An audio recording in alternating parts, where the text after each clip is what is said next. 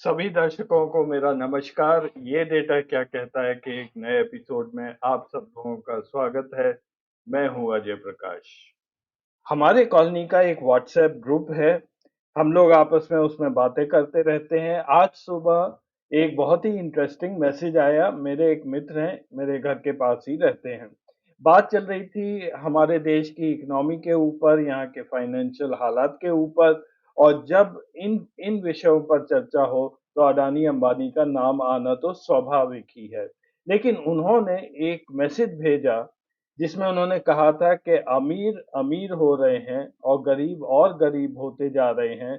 लेकिन कोई मुझे ये सुझाव दे कि मैं आज जितना गरीब हूँ, इससे ज़्यादा मैं और गरीब ना हूँ।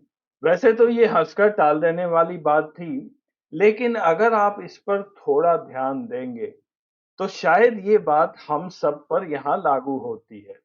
आप थोड़ा-सा सोचिए कि पिछले 5-6 वर्षों में आपकी जो आर्थिक स्थिति है, उसमें सुधार हुआ है या फिर वो नीचे की तरफ गिरी है? क्या महँगाई इतनी ज़्यादा बढ़ गई है कि आपका घर चलाने का जो बजट था, वो भी अब डगमगा रहा है? महँगाई किस कदर बढ़ती जा रही है, अगर आप सोशल मीडिया पर हैं, तो आपने देखा होगा कि पिछले कुछ दिनों में ये डिबेट शुरू हो गई है कि 15, 20 या 25 लाख रुपया सालाना कमाने वाले हमारे प्रोफ़ेशनल्स जितने भी हैं, वो भी अब मुश्किल से अपना घर चला रहे हैं। एक टेक्निकल इंजीनियर जो पूना में जिसकी सैलरी 18 लाख रुपया सालाना थी, वो बैंगलोर शिफ्ट किया 25 लाख सालाना सैलरी पर, जो कि बहुत ज़्यादा थी। लेकिन वहाँ पहुँचकर उसको ये लगा कि ये मेरा निर्णय गलत था। उसने इस पर खेद व्यक्त किया कि यहाँ पे मैं अपना घर नहीं चला पा रहा हूँ।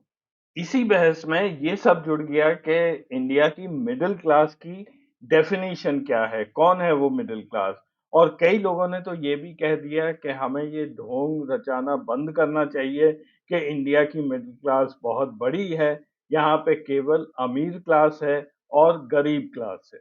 इकोनॉमिक टाइम्स में अभी एक दिन पहले ये आर्टिकल भी छपा है जिसमें ये पूरा एनालिसिस किया गया है कि इंडिया की मिडिल क्लास किस तरह से महंगाई से जूझ रही है।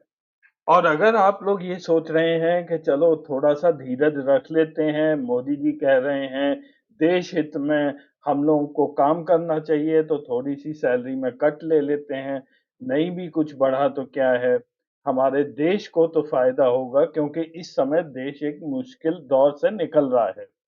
लेकिन आप ये भी जान लीजिए कि अभी 2 दिन पहले जब लोकसभा सभा के अंदर इतना हंगामा हो रहा था, कोई काम नहीं चल रहा था, सब एमपीज़ ने मिलके बड़ी शांतिपूर्वक अपनी सैलरी 24% से बढ़ा दी। जिस एमपी को 1 लाख रुपया मिलता था पहले, उनको अब 1,24,000 रुपया मिलेगा और इसके साथ-साथ उनके जितने भी अलाउंसेस थे, उसमें भी बढ़ोतरी की गई है। और इसके साथ-साथ ही जितने भी हमारे बाबू हैं सेंट्रल गवर्नमेंट में, लगभग उनकी संख्या 48.6 लाख के करीब है। वो सब उन सब की सैलरी भी बढ़ती रहती है। और हमारे डिफेंस सर्विसेज के जितने अफ़सर हैं या रिज़र्व फोर्सेस में या पैरामिलिट्री फोर्सेस में, इन लोगों की भी सैलरी लगातार बढ़ती रहती है। ये होता है डीए के ज़रिए। डीए है डियरनेस अलाउंस यानी कि महँगाई भत्ता। ये आप देख लीजिए मैंने 2016 जनवरी से प्लॉट किया है। हर 6 महीने में महँगाई भत्ता कंप्यूट किया जाता है और इस इन सारे एम्प्लॉइज़ की उस हिसाब से सैलरी बढ़ जाती है। बीच में जब कोरोना था ये 1.5 साल नहीं बढ़ा, उसका कंपेंसेशन अगले साल दे दिया गया था। आज ही शायद अश्विनी वैष्णव जी पता नहीं वो क्यों बीच में आ गए, वो कहते फिर रहे हैं कि मोदी जी का धन्यवाद 2 प्रतिशत डीए बढ़ा दिया है। हालाँकि ये डीए 1 जनवरी से ये इसकी घोषणा की गई थी। आज घोषणा ये है कि ये पेमेंट दे दिया जाएगा। तो ये लोग भी इनको भी महँगाई का असर नहीं पड़ता है। एवरेज अगर आप देखेंगे तो हर 6 महीने में 3% डीए बढ़ रहा है, यानी कि साल में इनकी तनख्वाह लगभग साढ़े 6% बढ़ जाती है। हमारे यहाँ जितने भी सरकारी नौकरी में लोग हैं, वो चाहे एक्टिव सर्विस में हों या रिटायर्ड पेंशनर हों, वो कुछ किसी हद तक महंगाई से प्रोटेक्टेड रहते हैं। ये करीब 1 करोड़ के करीब इनकी संख्या है। बाकी सारा देश, वो अपने ऊपर उसको जूझना होता है, वो अपना हिसाब खुद देख ले, महँगाई बढ़ रही है तो आप अपने खर्चे कम कर लीजिए या जो भी आपको करना है कर लीजिए, सरकार आपके लिए कुछ नहीं कर सकती है। तो एक तरफ तो ये सच्चाई है कि हमारे देश की middle class, upper middle class और गरीब सब लोग अपनी तरह से महंगाई से जूझ रहे हैं। लोगों की सैलरी नहीं बढ़ी है, उधार लिया है बैंक से वो वापस नहीं हो रहा है, गोल्ड लोन लिए उनमें डिफ़ॉल्ट हो रहा है। यूँ समझिए कि स्थिति बद से बदतर होती जा रही है। लेकिन इस सब से ध्यान भटकाने के लिए भारतीय जनता पार्टी, बीजेपी सरकार, बीजेपी के भक्त लोग सभी ये चाहते हैं कि हम मोदी जी को बधाई दें।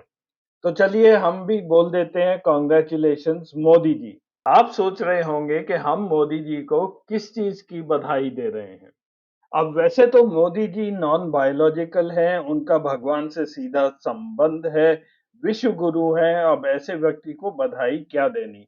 लेकिन बात मैं यहाँ कर रहा हूँ इस न्यूज़ आइटम आइटम की जिसमें ये लिखा हुआ है, भारत हुआ मालामाल, जीडीपी हो गई 4.3 ट्रिलियन डॉलर, जानिए कब अमेरिका और चीन से आगे निकलेगा। India's GDP reached 4.3 trillion dollars. Bharat ने अपनी अर्थव्यवस्था के आकार को दुगने से भी अधिक करके G7 और G20 और ब्रिक्स के सभी देशों को पीछे छोड़ दिया है। अब इस विषय को लेकर हमारी पूरी गोदी मीडिया और मोदी समर्थक प्रेस ने क्या बढ़िया हेडलाइंस लेके ये खबर छापी है। Historic milestone as India crosses 4 trillion, एक ऐतिहासिक मील का पत्थर है कि भारत की जीडीपी 4 ट्रिलियन डॉलर पार कर गई। At 4.3 trillion, India's GDP doubles in 10 years. 4.3 trillion dollar हमारी जो इकोनॉमी हुई है वो पिछले 10 सालों में दुगनी हो गई है। बीजेपी की भक्त ब्रिगेड तो इस खबर को बढ़ चढ़कर फैलाएगी ही। लेकिन कुछ ऐसे लोग हैं जो आजकल बेकार बैठे हुए हैं, किसी जमाने में मंत्री हुआ करते थे। उनका काम केवल ये रह गया है कि जो भी बीजेपी आईटी सेल उनको कहे, वो उसे बगैर सोचे समझे या बगैर पढ़े उसको रीट्वीट कर दे। इनमें से एक है प्रकाश जावड़ेकर जी। उनकी ये मैं ट्वीट यहाँ पर दिखा रहा हूँ कि उन्होंने क्या कहा है। अब मोदी जी तो मोदी जी हैं, वो यहाँ पर आपको छोड़ने वाले नहीं हैं। ये जीडीपी को वो पकड़ कर रखा हुआ है। अभी 5 मार्च को एक भाषण में उन्होंने फिर से ये ऐलान कर दिया है कि वो दिन दूर नहीं है कि जब भारत की जीडीपी 5 ट्रिलियन डॉलर पार कर जाएगी। तो एक बार फिर हम लोग उस समय मोदी जी को मुबारकबाद अवश्य देंगे। हालांकि मैं नहीं चाहता इस रंग में भंग डाला जाए, लेकिन फिर भी आपको डेटा तो मैं दिखाऊंगा ही कि असलियत क्या है। सबसे पहले जो इस ग्राफिक्स में कहा गया है, जो प्रकाश जावड़ेकर जी ने फॉरवर्ड किया है और बहुत सारे बीजेपी वाले इसी ग्राफिक्स को फॉरवर्ड कर रहे हैं कि भारत की जो 10 साल की ग्रोथ है जीडीपी की, उससे दुनिया चौंक गई है। It has stun the world. अब आप इस ग्राफ में भारत की जीडीपी देख लीजिए। 2004 से 2025 तक यहाँ मैंने प्लॉट की है। 2004 में हमारी जीडीपी थी 0.7 ट्रिलियन डॉलर। 2014 में ये बढ़कर हो गई 2.04 ट्रिलियन डॉलर। यानी कि मनमोहन सिंह के टाइम में ये लगभग 3 गुना बढ़ी थी। मोदी जी के टाइम में 2015 में हमारी जीडीपी 2 ट्रिलियन डॉलर क्रॉस की और अब ऐसा माना जा रहा है कि 4.3 ट्रिलियन डॉलर 2025 में हो जाएगी। तो ये जीडीपी की ग्रोथ केवल दुगनी हुई है, 100% ग्रोथ हुई है। वहां पे 200% ग्रोथ हुई है। तो कौन ज्यादा बेहतर था हमारी इकोनॉमी के लिए, ये डेटा आपके सामने है। तो कौन सी ऐसी दुनिया थी जो इस ग्रोथ से चौंक गई, इसका अंदाजा अब आप खुद ही लगा लीजिए। अब इस हेडलाइन को थोड़ा सा डिटेल में देखते हैं जिसमें कहा गया है कि G7 और G20 और ब्रिक्स के सभी देशों को भारत ने पीछे छोड़ दिया है। न्यूज आइटम था भारत हुआ मालामाल, जीडीपी हो गई 4.3 ट्रिलियन डॉलर। एक तरह से ये मेरे हिसाब से बहुत अच्छी बात है कि अगर भारत मालामाल हो गया है तो मोदी जी शायद अब हमारे वो 15 लाख रुपए हमारे बैंक अकाउंट में अवश्य डाल देंगे। अब भारत की जीडीपी 4 ट्रिलियन डॉलर पार कर गई, ये कोई बहुत बड़ा माइलस्टोन नहीं है। पहले भी ऐसे माइलस्टोन्स आ चुके हैं। हाफ अ ट्रिलियन डॉलर की इकोनॉमी हुई थी 2002 में, 1 ट्रिलियन हुई 2007 में और 2014 में हमने 2 ट्रिलियन डॉलर की इकोनॉमी पार की थी। उस समय मनमोहन सिंह जी थे। उसके बाद 3 ट्रिलियन डॉलर हमने पार की 2021 में और अब 2025 में 4 ट्रिलियन डॉलर हमने पार की है। मनमोहन सिंह जी के टाइम में कभी जीडीपी का जिक्र नहीं होता था। वो एक सिंपल सा फैक्ट है कि जीडीपी पब्लिक कंजम्पशन के लिए है ही नहीं। ये एक फाइनेंशियल पैरामीटर है जो सरकारें अपने आर्थिक स्थिति को नापने के लिए ये मॉनिटर करते हैं। आप खुद देख लीजिए कि जब हम 3 ट्रिलियन डॉलर हुए और अब 4 हुए, आपके लाइफ़स्टाइल में क्या फ़र्क पड़ा है? आपको क्या लगा है कि आपका लाइफ़स्टाइल एकदम से बढ़ गया है, चीज़ें बदल गई हैं? आपका पर्सनल लाइफ़स्टाइल और जीडीपी में बहुत कम रिश्ता है। जो सही पैरामीटर होता है किसी भी देश के स्टैंडर्ड को नापने का, वो होता है जीडीपी पर कैपिटा। तो यहाँ मैंने ये टेबल दिखाया है G7 कंट्रीज की जिसकी ये बात कर रहे हैं। तो ये बात ज़रूर है कि G7 कंट्रीज में से हम जापान और जर्मनी को छोड़ के बाकी सभी देशों से हमारी जीडीपी ज़्यादा है।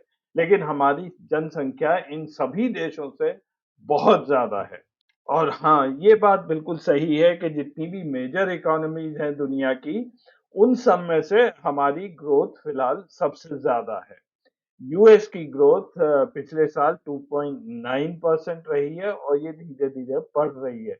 चाइना की भी ग्रोथ लगभग इसी के आसपास है। लेकिन जो असली पैरामीटर है और जिसके बारे में ना मोदी जी बात करते हैं, ना ही उनकी भक्त ब्रिगेड बात करते हैं, वो है पर कैपिटा इनकम या पर कैपिटा जीडीपी जिसे बोलते हैं। तो आप यहाँ पे देख लीजिए फ्रांस की पर कैपिटा इनकम है $49,536, यूएस की $82,769 है और भारत इसमें कहीं भी नहीं है। हमारी पर कैपिटा इनकम केवल $2,940 है, 2,940 यूएस डॉलर्स के बराबर है। अब जीडीपी के आंकड़े कोई मतलब नहीं रखते हैं, ये तो आप लोग भी जानते होंगे। आप में से काफी लोग गए होंगे, यूके गए होंगे, फ्रांस गए होंगे, यूएस गए होंगे, कनाडा गए होंगे। तो आप वहाँ का देख लीजिए, वहाँ का इंफ्रास्ट्रक्चर देख लीजिए, वहाँ रहन-सहन का तरीका देख लीजिए। तो अगर जीडीपी ही किसी देश में अमीरी डिफाइन करती, तो भारत में भी आज उसी तरह की सुविधाएं होनी चाहिए थी। और अगर हम अपने देश के टॉप 10% अमीर लोग हटा दें, तो हमारे देश की पर कैपिटा इनकम गिरकर हो जाती है $1,128 और जो के बराबर है जो अफ्रीकन कंट्रीज हैं जैसे कि Senegal, Cameroon, West African countries, इनके बराबर हम पहुंच जाते हैं। मेरा कहने का मतलब ये नहीं है कि हमारा देश सेनेगल और कैमरून जैसा है, लेकिन हमारे देश में इनइक्वालिटी इतनी है कि अमीर लोग केवल 10% हैं और बाकी 90% लोग हमारे देश में गरीब हैं। और उसी वजह से मेरा मानना है कि जितनी भी महंगाई की मार है, ये उन्हीं लोगों पर ज़्यादा पड़ रही है।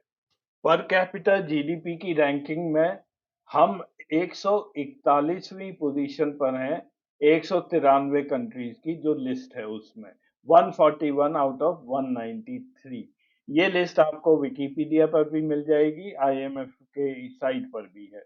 और इंडिया के जो नेबरहुड में अभी कंट्रीज हैं वो है Egypt, Nicaragua, Angola, Cambodia, Ivory Coast, Bangladesh और पापुआ न्यू गिनी। इस तरह के कंट्रीज हैं जिनकी जीडीपी पर कैपिटा हमारे जैसी ही है। और अगर आप सोच रहे हैं कि हमारी पोजीशन लास्ट 10 साल में बढ़ी है, तो ऐसा नहीं है।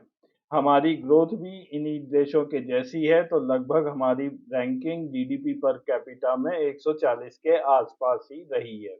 कंबोडिया बहुत तेजी से ग्रो कर रहा है, पिछले साल उसने हम लोगों को ओवरटेक कर लिया है। तो सवाल तो अब ये बनता ही है कि मोदी जी के 10-11 सालों में हमारी अर्थव्यवस्था कैसी रही है? How India's economy has really fared under Modi. मैं यहाँ पे कोट कर रहा हूँ टाइम मैगज़ीन्स के आर्टिकल से, ये डेटा मेरा नहीं है। लेकिन आप खुद जाके ग्रॉक से या परप्लेक्सिटी से आप अब इस सवाल का जवाब माँग सकते हैं। आपको वहाँ पे बहुत डिटेल्ड आंसर मिल जाएगा। टाइम मैगज़ीन के अनुसार एक परसेप्शन सा क्रिएट किया गया है कि भारत में एक इकोनॉमिक मिरेकल आर्थिक जादू हो रहा है और ये बात इसलिए फैलाई जा रही है कि जितना भी डेटा है या जो इन्फॉर्मेशन है, वो सरकार कंट्रोल कर रही है। और फिर गोदी मीडिया जिसे हम कहते हैं रिजीम फ्रेंडली मीडिया, मोदी समर्थक मीडिया, ये उस बात को अच्छी तरह फैलाते रहते हैं। और फिर बीजेपी का आईटी सेल इसको ट्विटर पर और व्हाट्सएप पर फैलाता है, तो ये लगने लगता है कि मोदी जी के 10-11 सालों में भारत की अर्थव्यवस्था बहुत अच्छी रही है। लेकिन कुछ फैक्ट्स यहाँ पे बताए गए हैं कि मोदी जी के सेकंड टर्म में जो लोएस्ट जीडीपी ग्रोथ रही है, जब से इंडिया ने अपने मार्केट्स खोले हैं 1990s में। और दूसरी चीज़ यहाँ बोली है कि पर कैपिटा इनकम जो पिछले 10 सालों में बढ़ी है, वो आधी गति से बढ़ी है, अगर आप उसको कंपेयर करेंगे डॉक्टर मनमोहन सिंह के 10 साल, यानी कि 2004 से 2014 में जिस तेजी से हमारी पर कैपिटा जीडीपी बढ़ी थी, उससे आधी गति से ही मोदी जी के 10 सालों में बढ़ी है। और ये बात आप लोगों को भी याद होगी कि जिस तरह से हम सभी का लाइफ़स्टाइल सन 2000 के बाद बदला था, वैसा बदलाव मोदी जी के कार्यकाल में नज़र नहीं आया है। भले ही नए एयरपोर्ट खुल गए हों और भले ही नए हाईवेज़ बन गए हों, लेकिन गरीब गरीब होता जा रहा है और अमीर अमीर होता जा रहा है। प्रोग्राम देखने के लिए धन्यवाद। फिर मिलेंगे अगले एपिसोड में, तब तक के लिए नमस्कार।